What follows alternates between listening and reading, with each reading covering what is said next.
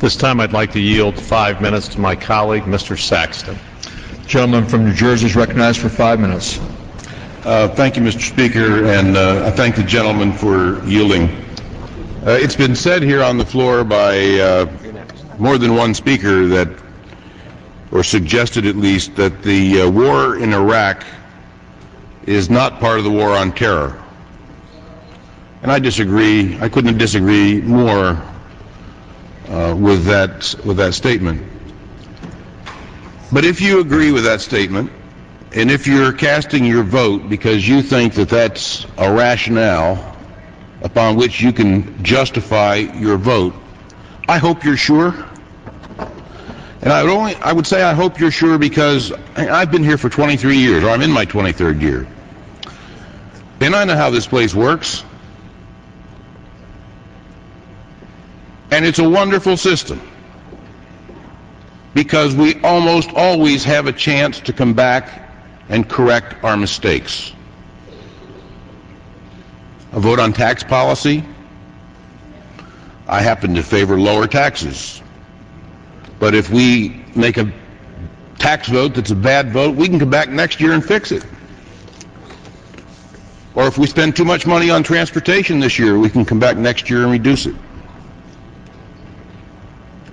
This resolution takes us down a different road. This starts us down a road where at some point we won't be able to come back next year and just fix it. Now, you don't have to believe me, but listen to what our enemies say. I have here the text of a letter that was written on July 9th, 2005, from Ayman al-Zawahiri, the author, the second in command in Al-Qaeda, to al-Zarqawi, the person who at that time was the leader of Al-Qaeda in Iraq. Quote, "Our intended goal in this age is to establish a caliphate in the manner of the Prophet." Now, I don't claim to be an expert in Islam, but I'm told that at one time, under this establishment of a caliphate, the caliphate stretched from Spain through the Middle East and Northern Africa to Central Asia and to India. It's a vast stretch.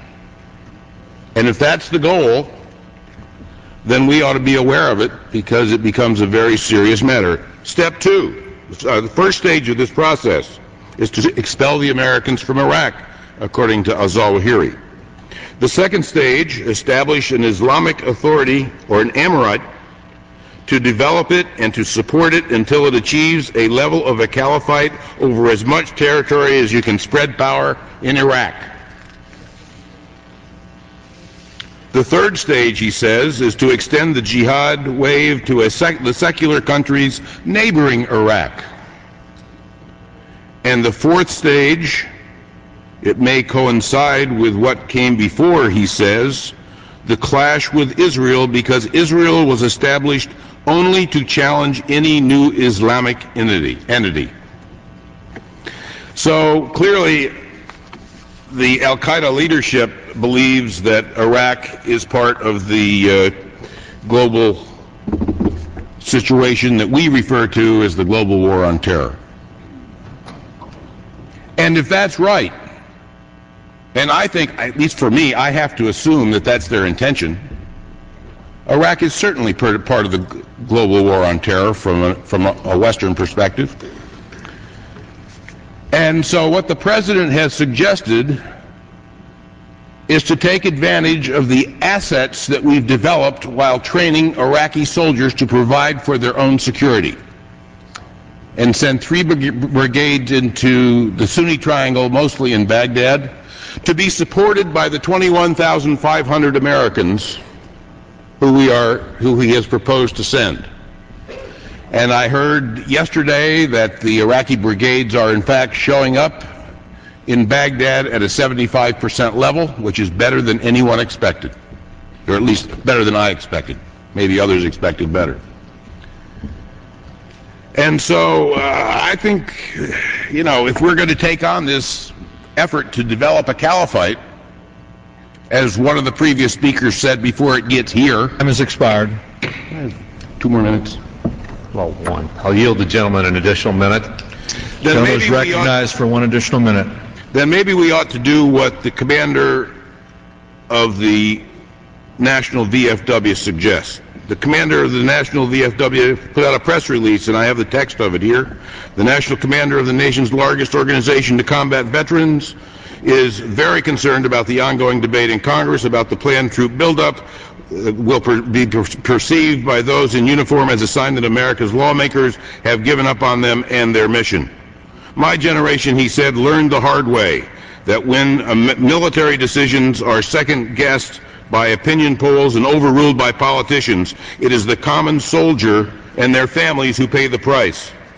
There is no question, he said, that mistakes have been made in the prosecution of the war in Iraq, but there is no playbook to fight an unconventional war against an unconventional enemy that wears no uniform and acts without conscience. Yet our forces have adapted and are performing brilliantly, and I agree with him. We fully respect... Gentleman's time has expired. Can I have 30 more seconds? I'll yield 30 more seconds. Gentleman is to my recognized for 30 We additional fully seconds. respect congressional oversight and the First Amendment rights of all Americans to debate issues with national importance. But the VFW is very concerned with the tone and the timing of it, he said. We need to send the message to our troops that America wants them to succeed in Iraq by giving the buildup a chance to succeed. Mr. Speaker, I think the commander of the National VFW is absolutely right. Gentleman's time has expired. And I thank the gentleman for yielding. Gentleman